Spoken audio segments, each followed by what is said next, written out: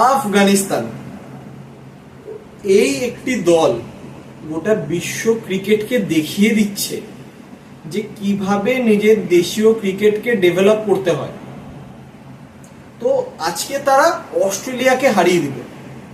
তো আজ থেকে 10 বছর আগে 2012 টি-20 ওয়ার্ল্ড কাপ থেকে তারা খেলছে। আইসিসি টি-20 ওয়ার্ল্ড কাপের সুযোগ পেয়েছিল 2012-তে তারা প্রথমবার। তো তখন তারা স্বপ্ন ভাবতে পারেনি যে তারা অস্ট্রেলিয়ার মতো দলের এগেনস্টে ম্যাচ খেলবে। তো সেই জায়গা থেকে আজকে তারা অস্ট্রেলিয়াকে হারিয়ে দিল। 2023 ওয়ার্ল্ড কাপেও কার্যত হারিয়ে দিত, তাদের বাজে ফিল্ডিং এর জন্য তারা পারেনি, ম্যাক্সওয়েল ম্যাচ বার করে দিয়েছিল। তো এই যে আফগানিস্তান ক্রিকেটের যে উত্থান, সেটা দেখে অনেক দেশকে শেখা উচিত, স্পেশালি বাংলাদেশ। তাদের যে ক্রিকেট সেটা দিন দিন যে পর্যায়ে যাচ্ছে, তাদেরকে আফগানিস্তান থেকে শেখা উচিত কিভাবে অপোনেন্টের এগেনস্টে ফাইট করতে হয়, সেটা যেই অপোনেন্ট হোক না কেন, ইংল্যান্ড হোক, অস্ট্রেলিয়া হোক, ইন্ডিয়া হোক, যেই হোক। তো সুপার 8-এ আফগানিস্তান প্রথম ম্যাচে ইন্ডিয়ার এগেনস্টে কোনো ফাইটই দেখাতে পারেনি। তো আজকে কার্যত তাদের কাছে মাস্ট উইন গেম ছিল, হেরে গেলে টুর্নামেন্ট থেকে ছিটকে যাবে। তো সেরকম পর্যায়ে আজকে অস্ট্রেলিয়া প্রথমে টস জিতে বোলিং করার সিদ্ধান্ত নিয়েছিল এবং প্রথমে ব্যাটিং করে 148 রান করে 6 উইকেট হারিয়ে আফগানিস্তান। তো তাদেরও অবশ্যই যে 100+ পার্টনারশিপ হয় ইভরেন জাদরান এবং গুরবাজের মধ্যে, তো দুজনেই হাফ সেঞ্চুরি করে। কিন্তু আজকে যদি আফগানিস্তান ম্যাচটা হেরে যেত, তাহলে কিন্তু তাদের স্ট্রাইক রেট নিয়ে প্রশ্ন উঠত। তো এই বিষয়তে তাদেরও নজর দেওয়া উচিত, কারণ এই পিচে কিন্তু 165-170 তোলা যেত। তারা 15 ওভারের বেশি ব্যাটিং করেছে, তো সেই জায়গাতে তাদের স্ট্রাইক রেট অনেকই কম ছিল। তো আমরা আশা করবো সেই বিষয়গুলিকে ওপর তারা আগামী ম্যাচের আগে নজর দিয়ে দেবে, বাংলাদেশ ম্যাচের আগে। তো তারপর প্রথম ব্রেক থ্রু আনে স্টয়নিস, তো সেখানে এক এক করে উইকেট পড়ে। তো 6 উইকেটে 148-এ শেষ হয়ে যায় আফগানিস্তানের ইনিংস।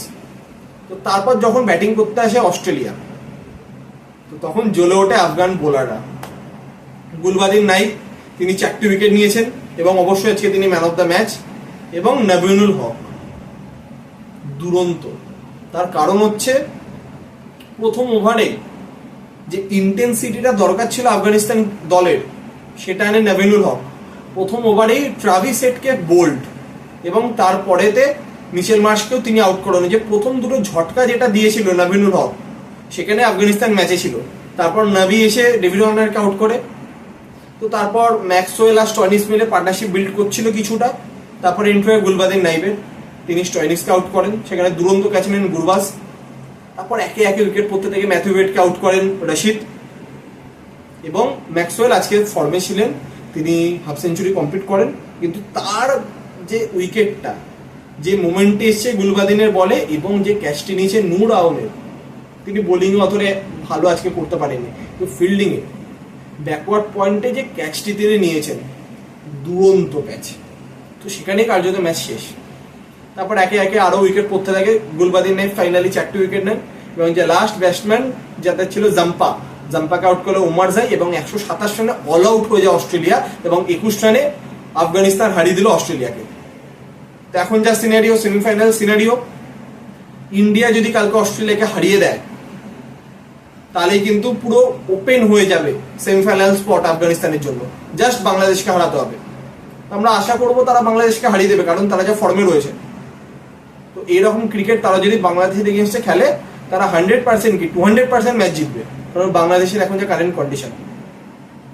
এবং উল্টো দিকে অস্ট্রেলিয়াকে ইন্ডিয়াকে হারাতেই হবে। যদি হারাতে না পারে, তাহলে কিন্তু খুব চাপ, তখন বাংলাদেশের ওপর ভরসা করে থাকতে হবে। তো সেটা কখনোই ভালো দিক হবে না অস্ট্রেলিয়ান ক্রিকেটের জন্য। তো দুরন্ত ম্যাচ, দুরন্ত জয়। তো আফগানিস্তান দল তো অবশ্যই খুশি হবে। তাদের এই যে জয়ের যে ট্র্যাকে ফেরা বা বড় দলের এগেনস্টে জয়, এটা কিন্তু আপনি ধরতে পারেন যে 2023 ওয়ার্ল্ড কাপে ইংল্যান্ডকে তারা যখন হারিয়েছিল, তারপর থেকে যে একটা মোমেন্টাম তারা পেয়ে গেছে, পাকিস্তানকে হারিয়ে দিয়েছে তারা। তো দুরন্ত। এবং পাকিস্তানকে তো 2021 সাল থেকে প্রায় হারিয়ে আসছিলই, লাস্ট মোমেন্টে পারছিল না। কিন্তু 2023 ওডিআই ওয়ার্ল্ড কাপে কার্যত ওয়ান সাইডেড ম্যাচে তারা পাকিস্তানকে হারিয়েছে। এবং অস্ট্রেলিয়া ম্যাচে 2023 ওয়ার্ল্ড কাপে কার্যত ম্যাচ তারা জিতে নিচ্ছিল, সেখান থেকে তারা ম্যাচ জিততে পারেনি। তারপর টি-20 ওয়ার্ল্ড কাপে এই বছরে নিউজিল্যান্ডকে 75 অল আউট করে দিয়েছে, আজকে অস্ট্রেলিয়াকে 127 অল আউট করে দিয়েছে। তো দুরন্ত। তাদের যে সার্জা ছাড়া যদি বেস্ট কন্ডিশন তাদের হচ্ছে ওয়েস্ট ইন্ডিজ, তাদের এতগুলো স্পিনার, তার যে পুরো যে সুবিধাটা সেটা এখান থেকে পাওয়া উচিত তাদের, এবং তারা সেটা করছে। তো এশিয়ার মধ্যে ইন্ডিয়ার পর যদি সেকেন্ড বেস্ট টিম অবশ্যই এখন আফগানিস্তান, সেখানে পাকিস্তান নেই তাদের কারেন্ট যে ফর্ম 2-3 বছরের রেসপেক্টে। তো যোগ্য দল হিসেবেই তারা ক্রিকেট খেলছে। এটা আপনি কখনো বলতে পারবেন না যে এটা আপসেট, যে নিউজিল্যান্ড হেরে গেল আফগানিস্তানের কাছে, অস্ট্রেলিয়া হেরে গেল আফগানিস্তানের কাছে। তো আজকে এই ম্যাচের আগে কিন্তু কেউ প্রেডিক্ট করেনি যে অস্ট্রেলিয়ায় জিতে যাবে, আফগানিস্তান খেলতেই পারবে না।